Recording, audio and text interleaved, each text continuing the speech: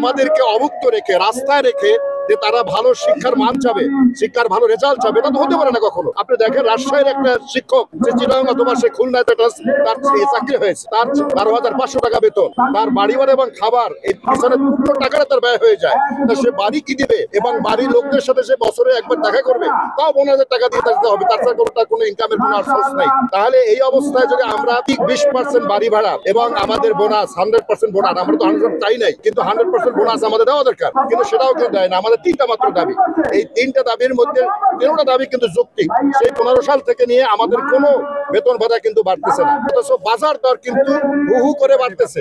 তাহলে আমরা কেমনে চলবো? একজন রিক্সাওয়ালা সেও কিন্তু দৈনিক 1,000 টাকা ইনকাম করে, তাহলে মাসে সে 30,000 টাকা পায়।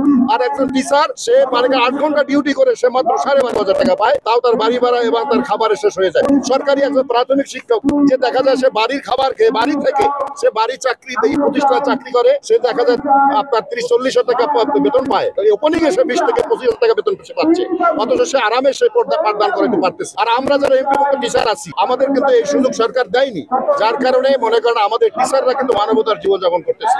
আজকের উপদেষ্টা বলেন, আজকের সচিব বলেন, প্রশাসন বলেন, ডিফেন্সের লোক বলেন, সব তো শিক্ষকের হাত ধরে আসছে, কেউ শিক্ষক ছাড়া আসতে পারে না। আজকে শিক্ষকের মূল্যায়ন তারাই কিন্তু করতেছে না। আপনারা একটা কথা বলছেন যে আন্দোলনে তারা যদি আমাদের দাবি না মানে তাহলে কি করবে?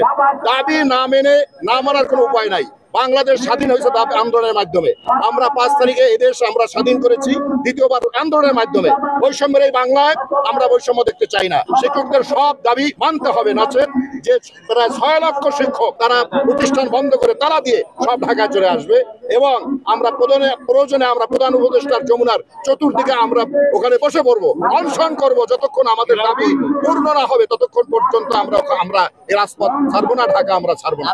জাতীয়করণের দাবি ছিল, জাতীয়করণ দাবিটা তো আমরা এখন সামনে আনি নাই। আমাদের মূল নেতা যে এখন দেলোয়ার হোসেন আজিজি স্যার, এখন তিনি যে বিষয়টা এখন সামনে নিয়ে আসছে একেবারে যৌক্তিক দাবি। সরকার তাদের অর্থ ব্যবস্থার কথা আমরা দেখতেছি, শিক্ষা খাতে সবচেয়ে বেশি বাজেট দেওয়া দরকার ছিল, সেই বাজেট কমায় দিয়ে আমাদেরকে কষ্ট দিচ্ছে। আর একটি উন্নত জাতি সে কামনা করে কেমনে হয়? বিদেশে আপনারা দেখবেন যে শিক্ষার খাতে সবচেয়ে বেশি বাজেট সেখানে। একজন শিক্ষক স্টার্টিং এ 30-40 হাজার টাকা থেকে বেতন থাকে, আর আমাদের দেশে স্টার্টিং এ হলো মনে করেন 10 থেকে 12,000 টাকা। তাহলে আমাদের উন্নত জাতি গর্ব, আমরা নাগরিক আমরা তৈরি করবো কেমন? শিক্ষকদেরকে অবহেলায় রেখে আমরা যদি ভালো প্রোডাকশন চাই, সেই ইনপুট তো হবে, আমার আউটপুট তো হবে না।